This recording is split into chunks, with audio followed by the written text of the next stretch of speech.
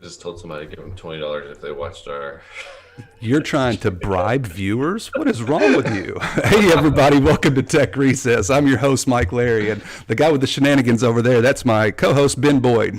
Hey, Ben, how you Howdy, doing howdy. today? I'm doing fantastic. How about yourself? Man, I'm still breathing. I can't complain. I'm freezing, though. This is like winter's last, swipe at me, trying to get a hold of me. I wish it would go away. I'm ready for spring.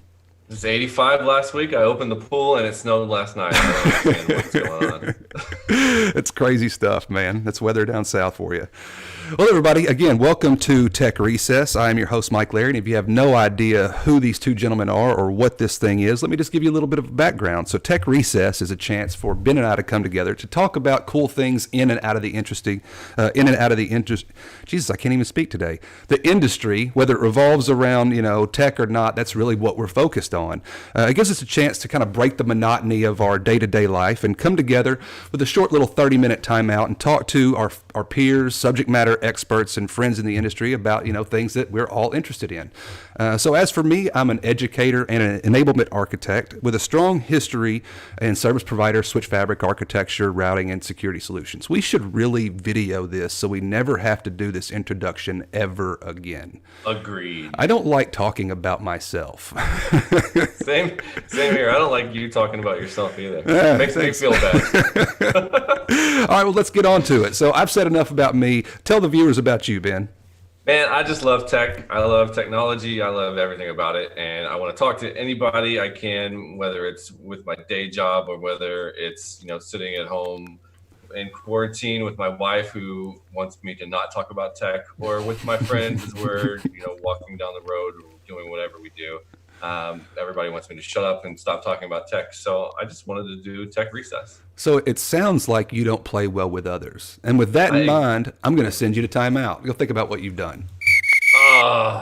Timeout. Why am I always going to timeout every week? So timeout. Well, I guess I'm just going to talk to myself and talk to all the viewers out there about what I want to talk about. And what do I want to talk about today? I want to talk about Zoom. I want to talk about Zoom meetings. And I want to talk about the controversy out there. I say controversy out there regarding Zoom meetings. There's so much fluff, so much marketing, so much, I don't know. I don't want to call it fake news, but it could be. There's so much going on with Zoom right now that I have to say something about Zoom. Right now, we're actually doing this live stream over YouTube, but the back end connections is all Zoom. We trust Zoom. I'm a cybersecurity expert. I love the Zoom platform. It's secure if you use it right. So let's talk about using it right. Number one, you should know the difference between a webinar and a meeting. A meeting is something where a lot of people can have input and they can voice their opinions and they can have a video and they can have some audio and they can say things. A webinar is really where there's only one person speaking or a couple persons speaking, where they are doing the content delivery and there are consumers of that. If you don't know the difference between a webinar and a meeting, and you don't know if you should set it up as a webinar or set it up as a meeting, that's the first thing you should do. The second thing you should do is designate a moderator. Every meeting should have a speaker, a deliverer of that content, but there should also be someone in there able to squash out people who are sending inappropriate video, sending inappropriate audio, doing things in the chat windows they shouldn't do, clicking all the buttons that they shouldn't click, creating all sorts of panic and havoc and things like that. So designated moderator. That's the first two things.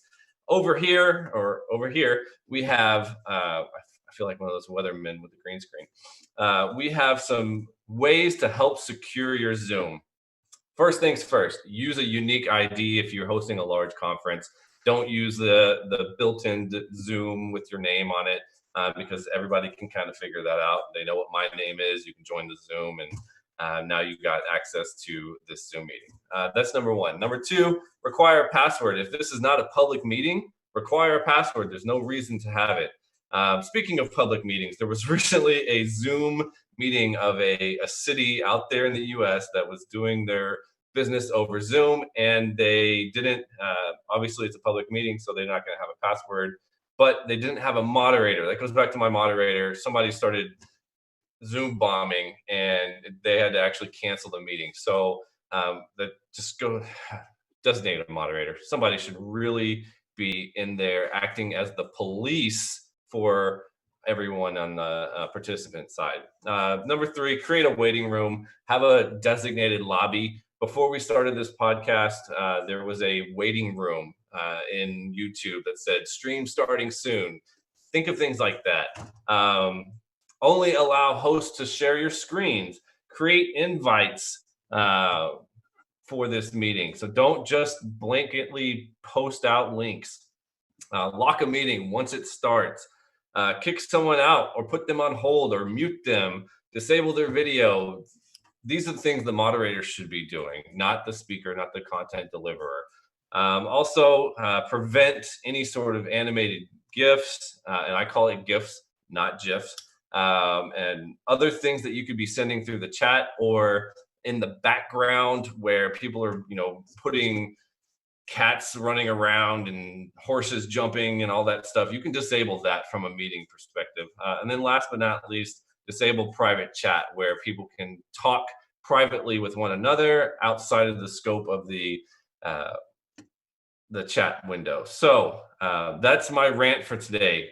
Those are the ways that we secure Zoom. And I actually have one last one that's not on here regarding the call routing that everyone says, oh, Zoom's sending my voice over to China. The only reason they did that was because they had 200 million people trying to use Zoom all at once. And so they had to open up their Chinese data centers. They fixed that now. Your voice is not going over to China. And anyway, the NSA is watching all of this anyway, so I don't know why you care. That's it for my timeout corner. I took way too much time for the timeout corner. Yes, you did. It's supposed to be 3 to 5 minutes, and you ranted for about 8 of them. So I'm so sorry. I'm going to put you back in timeout twice next week just to make up for it. So we're moving from that segment to our show and tell segment. And can you tell people what show and tell is for? Well, show and tell is a place for sponsors to come tell our viewership about their cool products, about their cool companies, about the new services that they're offering. We know our sponsors like to sell things. We know our viewers like to buy things, or even sometimes our viewers like to get things for free. It's a great way for sponsors to market their new and upcoming services and products. All right. Well, today's sponsor is the Fellsway Group. The Fellsway Group is a consulting firm comprised of seasoned and experienced business professionals dedicated to helping business leaders identify and mitigate technology risks through proven methodologies and frameworks. Their sole purpose is to help business leaders and key stakeholders protect their organization from the myriad of threats facing all companies while securely enabling business growth. So from the Fellsway Group today, we have Patrick Sheehan. Patrick, thank you so much for joining Ben and I, man. We really appreciate it. Hey, thanks, gents. Appreciate it. It's great being with 2 other bald guys. You fit right in. So you've got about 3 minutes. Don't be like Ben and take 10. You got about 3 to 4 minutes to tell us a little bit about the Fellsway Group and the work that you guys are doing. Yeah, great. Thanks, gents. I think you nailed it with the intro. We're a cyber and digital risk consulting company. We are an advisory services. So we are really not getting into the bits and bytes. Although after a few decades of being in IT, we came from that pedigree. We just saw an opportunity to really be the Rosetta Stone, for lack of a better term, between how executive leaders are managing the business and managing risk and what the IT and security team should be doing on a daily basis. We're IT professionals. Ben did a great job of explaining the tech recess. We love tech. We speak in jargon. No one really understands what we're saying. And that happens in the corporate world more than we probably like to admit. So we started Fellsway Group with the vision and the mission really to highlight that digital and cyber risk is a business risk. And it can't be decoupled from the way that the executives are managing financial or operational, reputational risk. So that's who we are. We're located up in Boston, Massachusetts, proudly. And during this pandemic and all the things that we're scrambling to do at the moment just further exacerbates the need to have more alignment within the organization between how the execs are ultimately making decisions around finances and client service and what the IT organization needs to do from a risk and resiliency perspective. So that's who we are and what we do. That's great, man. I look forward to talking to you more about today's topic. But for now, I'm going to go ahead and kick you out to the weeds for a second so Ben and I can sync up. I'll see you in a minute. Right. Thanks, Pat. All right. So today's topic, Ben, do you have anything you want to say about it before we start just diving in? I think I've talked too much. We're already behind on schedule. Digital risk. I mean, like Patrick just said with the introduction to Fellsway Group, it's really more of a business decision than just a solely tech decision. So, I mean, I'd love to hear more about who he is and bring him on and start grilling him. All right, well, let's do it. So Patrick, for our viewers, he's the CEO of the Fellsway Group. He's a cyber and digital risk advisory firm, which is a cyber and risk advisory firm based in Boston, like he just said. Dude, I'm having a very difficult time talking today. I think it's the cold. We really need spring to come on because it's really chilly in my office, and I don't want to turn the heater back on. So after years in cybersecurity, Patrick and his partners identified an air gap between IT and executive leadership. They founded a consulting firm to help organizations effectively manage digital risk and securely enable business growth. Prior to founding the Fellsway Group, he served as the managing director for Optiv Global's financial services practice, and he held sales leadership roles at Juniper Networks and Cisco Systems, both domestically and in the European markets. He's also a graduate of a school that nobody cares about. So let's bring him on, Patrick Sheehan, man. Thanks for joining us again today, man. We appreciate you taking time out of your day to talk to Ben and I about today's topic. And today's topic is all about digital risk. So thank you again, man. We really do appreciate it. You must be a Duke fan if you say nobody cares about that. So like Ben said, man, this is Tech Recess. We like to talk about anything having to do with tech, but today we're talking about business and digital risk. So how does all this fit into IT? Yeah, great question. I mean, I think, listen, we're using technology. Ben did his update on Zoom. Now more than ever, I think technology and the technology stack and the ability for organizations to leverage technology in the digital world is becoming more and more important for the success of these organizations, right? So, after years of being in IT and working with executive leaders, really managing risk or business outcomes for that perspective and business growth, we're becoming more digital, more reliant upon IT. And I think now, after 20 years of being in this business, IT is really seen as a business enabler versus just another cost center. And I think the organizations prior to this pandemic that invested appropriately are probably better off than the ones that didn't. Yeah, I think that's so true. I can't think of a business that is growing and providing something to this world that doesn't use technology. I live in Chickendale, USA, where the headquarters of Tyson Foods is. And I mean, you can't make the amount of produce and protein that they do without having technology drive some of that. That's a great point right there behind technology really does drive business risk. Now, from a risk perspective, I mean, we're obviously seeing people dealing with issues that the modern world really hasn't dealt with at this point. So just from your personal perspective, are you seeing like an uptick in people reaching out to you during this time? What does your day-to-day job look like today as compared to what it looked like 2 months ago prior to all of this? Great question. I think, interestingly enough, I by no means a clairvoyant, but we did a campaign last year that said in 2019, the best investment you can make is being prepared, right? And no one would have forecasted this, at least maybe some of the intelligence officers that are giving, the guy in the White House a tough time about the briefings, but really no one really understood the impact of this. So for us preparation was key, but in the scheme or the 4 phases of crisis management, there's 4 phases, right? Prepare, react, respond and recover. And for those that didn't prepare, we're now in this react mode, right? So now it's exacerbating things. So what we are seeing from a lot of our clients are if they didn't have business continuity plans or disaster recovery or crisis management, right? Those plans, they were documented, they didn't do tabletops, they're being thrust right into the react mode. So we are seeing a lot of people buy Zoom licenses, VPNs, adjust to the remote workforce, all these types of things, and they're reacting. And so we're seeing a lot of folks that got caught off guard or flat-footed because they weren't prepared. So really what we're trying to move them away from is, let's get out of this react mode, which we've all been over the last probably 4 to 5 weeks. And let's really take a look at how we respond to those reactions so that we can get to a recovery phase. No one knows how long this is going to last in this pandemic. It's still to be determined, but getting prepared for the longevity of this and making more informed decisions, I think, is pertinent today. And we're seeing our clients to pick their heads up after that react phase and start to figure out what to do next. And before we go on, I want to clarify something, or at least bring something to our viewers' attention, something that I've failed to do in the previous 2 episodes that we've had.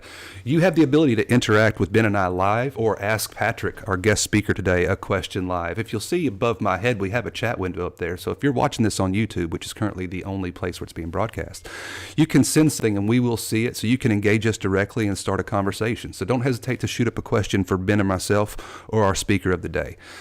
All right, that's all I wanted to say. Ben, do you have any follow-up on that question?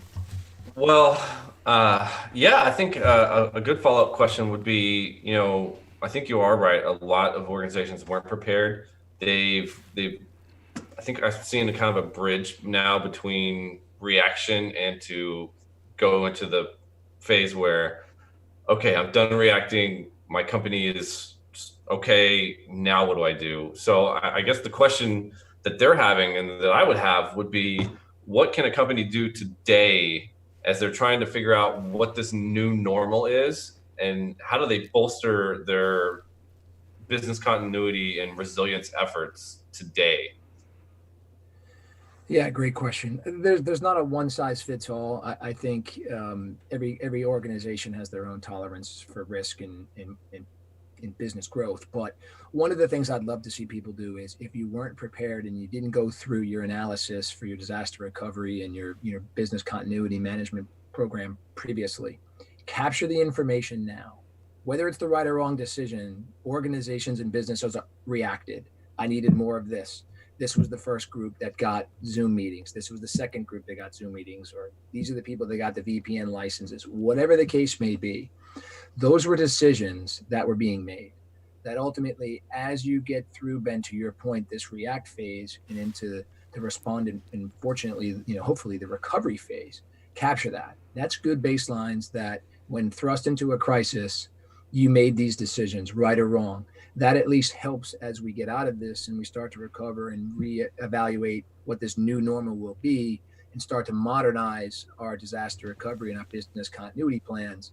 That's critical data that we can leverage on. Hey, during a crisis, the business decided to make these decisions, so that those requirements can then feed back the program strategy as we modernize and figure out what the new normal is. I don't think we know what the new normal is, but we know it's not going to go back to the legacy way that we all reacted. So if there's one thing I would say to folks that could really benefit in this crisis at all, if that's even a statement, is capture the data, capture the decisions that you're making. It'll pay dividends in the long run to streamline the ongoing BCM and DR plans moving forward. Man, I have so many follow-ups to that, but I think we have some of them already kind of lined up. So one of them that I would have would be, do you see any examples of organizations out there that had their stuff together when all this hit the fan, where their prep was on point, their reaction, all of this kind of just flowed right through? Are you seeing any stories out there of, man, we handled this like, I'm seeing the news from the government standpoint, and nobody, left, right, whatever, is handling this well. Are there any from the organizational standpoint handling it well? A few actually, more than you would think. I think it goes back to prior to the holidays in 2019, we did a session with one of the state's InfraGuards, and it was all about preparedness and things like that. And we talked to some leaders in the space that had been doing the fundamentals, which are really, they had a really, I wouldn't say sophisticated program, but I would say they had a thorough program around business continuity. And that really comprised of, they had their business impact analysis, right? So BIAs, for those who aren't familiar with that, it's a simple assessment really of what would the business impact be if this happened, right? And I don't think anybody thought of a pandemic in their crisis plan per se, but they did think of natural disasters, cyber attack, um, active shooter, those types of things, right? That they had at least to evoke what the difference between a problem and an incident and ultimately a crisis. So I think the ones that gathered that business context around the BIA to say, okay, if this did happen, what would be our tolerance for being able to recover, right? So that leads to these notions of the RPO and RTO, which are recovery point and recovery time objective. The folks that went through those exercises, and it's not a lot, but they went through and took their time, or they had dedicated staff or chipped away at it from an IT perspective, they really knew what those recovery points were, right? So recovery points really more about data. Like, can we back up? Are we doing backups? The traditional DR tests that people say they do and they don't. Let's be honest, right? And the other ones are really the recovery time, which means how long could the organization sustain this downtime without significant client loss or revenue loss. Those things are critical to driving where to apply your resources during a crisis, right? Because you have the muscle memory, you know where to apply things because you did it during, we call peacetime, so to speak, right? Where you were fixing the leaky roof during a sunny day, not when it was raining, which made it easier to do. So to your direct question, I think the folks that had the foresight to prepare and go through some of that fundamental analysis definitely are battle tested, for lack of a better term, around the crisis. And then the other ones, I will say, digital transformation, or at least the move to the cloud. The ones that have digitized, their processes and understood that are in a vastly better position than the ones that aren't, right? We can't access our systems. What happens to if we can't access our data centers, right? We've got a P1 incident, but we can't physically go to those locations. So that's where I think a lot of the hybrid clouds and the cloud, this migration stuff, for the folks that understood their business, understood their recovery points, and the ones that fortunately digitized a little bit faster than others, I would say from our vantage point, are in a far better position today to operate and, more importantly, to recover as this thing elongates. Yeah, when you mentioned clairvoyance earlier, and I worked with a private equity firm in Connecticut, June, July, August of last year, doing business continuity and capturing risk.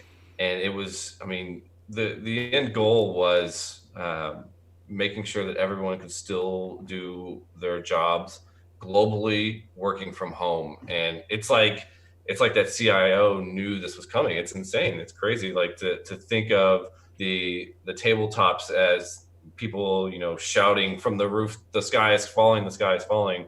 But when it does, they look like prophets. Yeah, it's just hygiene, right? I'll be honest. Like the most common name in the world may be Muhammad, but the most common name in disaster recovery and business continuity or crisis management plans are TBD, right?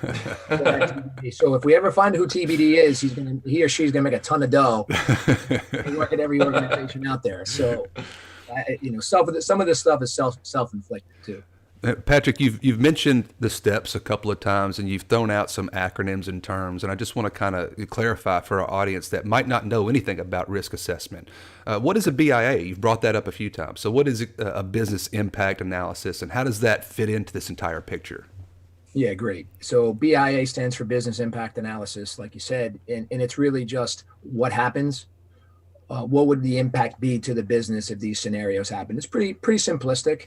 But I think what it forces people to do is say, okay, we're a manufacturer, right? What if we couldn't what if we couldn't produce widgets if the manufacturing plant was down, or if this supplier, right? This brings in the third-party risk and supply chain and all these things. But just simplistically, what it looks at is the process to the business, right?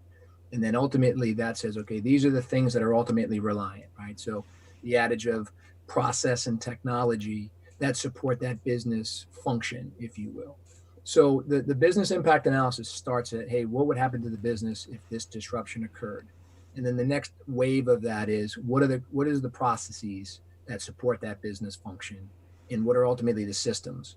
And that starts to drive those recovery points and that disaster recovery and that resiliency factor that says if the business can't be down for more than 8 hours, and that's the number one revenue generating process, our guidance is don't worry about these other things, right? Don't try to take your $5 of your underfunded budget and try to apply across all of the issues that you have. If that revenue generating process is 75% of the business and those things can be impacted, our guidance is spend the money there, because that's the most critical thing to the business's success. And I think if you can start to define those tolerances, which needs to be collaborative between the business and IT, so that we can have realistic expectations and aligned, so that the IT organizations building the technology stack and systems to support the business from a resiliency standpoint. So that's really what BIAs are, that drive down a little bit further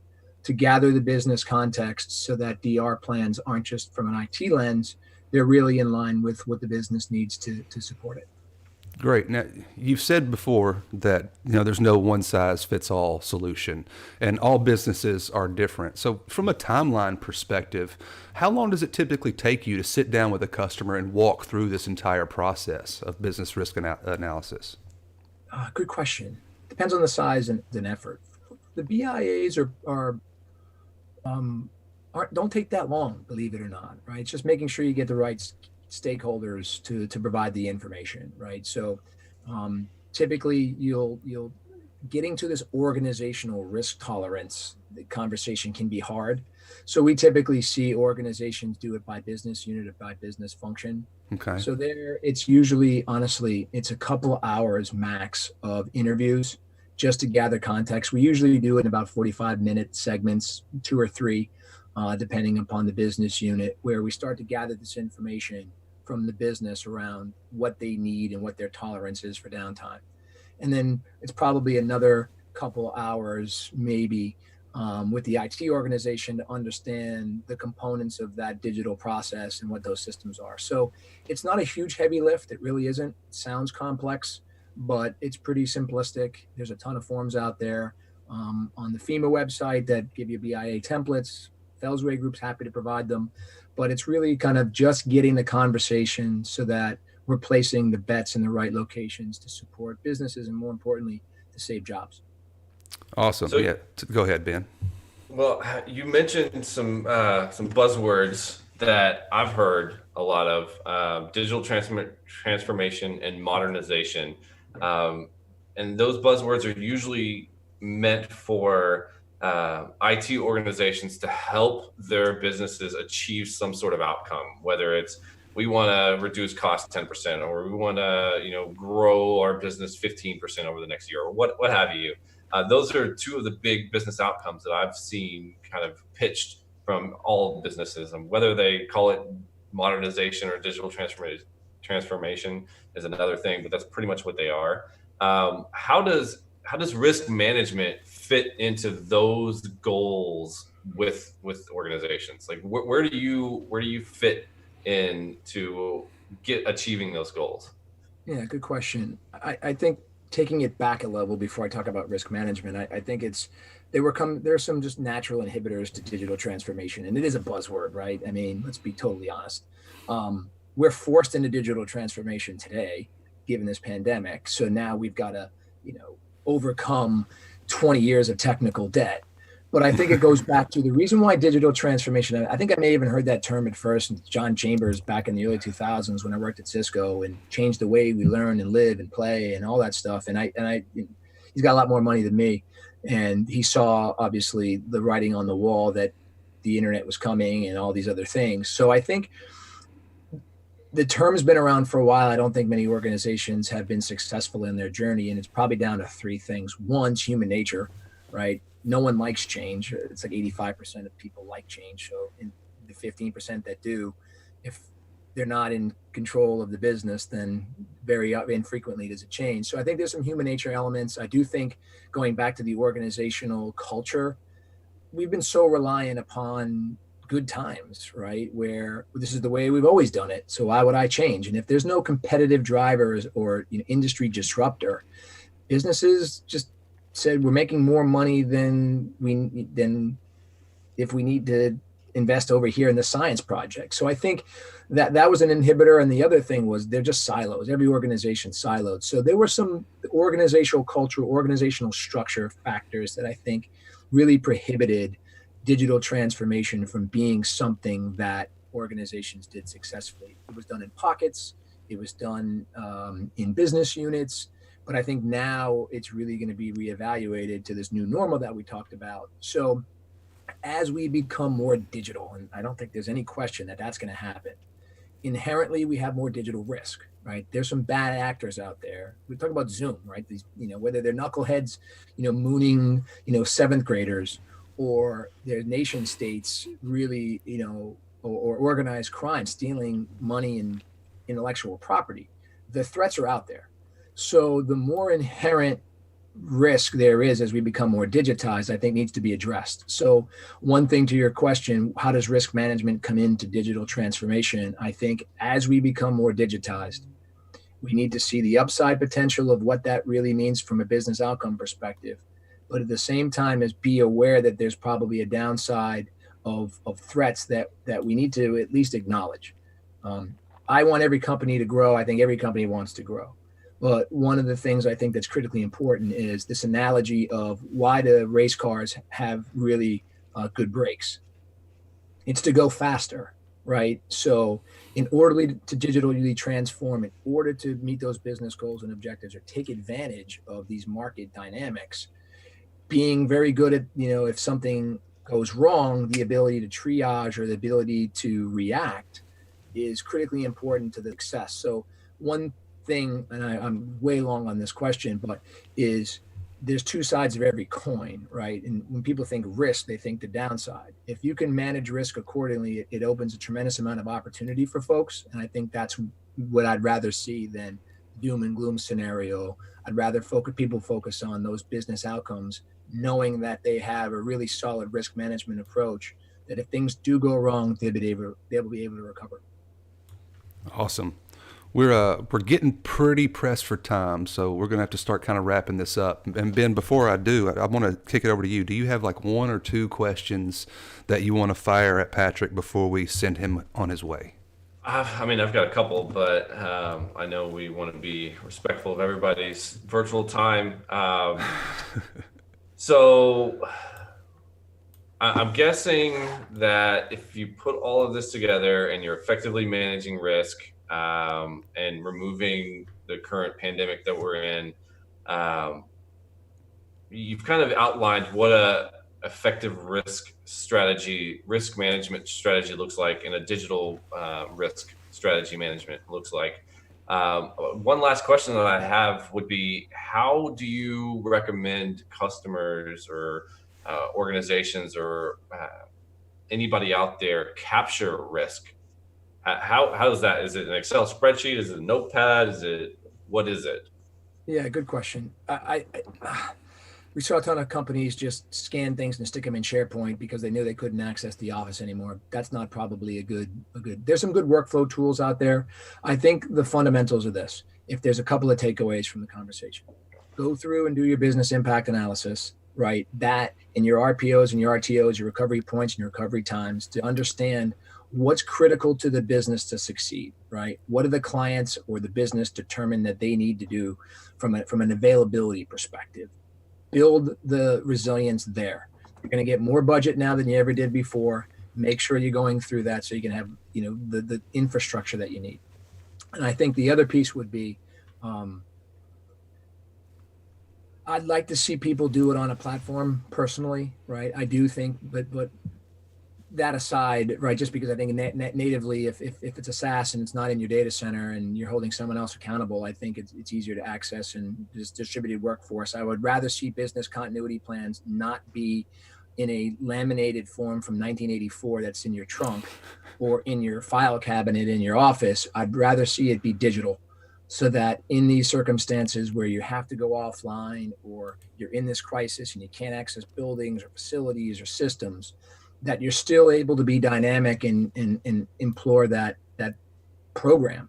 So if there's any one takeaway, I think do the BIAs, be very good at crisis management, incident response, and then ask the business what they need from IT in order to meet those aforementioned business goals. And I think if folks do that, they'll be far better off than they were prior to this pandemic, which I think gave everybody a wake-up call. Man, I think that's a perfect time to end this. So, Patrick, man, I want to thank you on behalf of Ben and myself, even though he's right there, can speak for himself. We really do appreciate you taking time out of your day to sit down and share with us your insights. This is something that's really relevant to every single business, especially considering the challenges that a lot of them are facing today. Great. Thanks for having me, guys. I really appreciate it. I love these types of sessions. It's all about the community. It's all about sharing information so that we can repeat the wins and not repeat the losses. So appreciate the time. Absolutely. Thank you so much. Take care, guys. Thanks, man.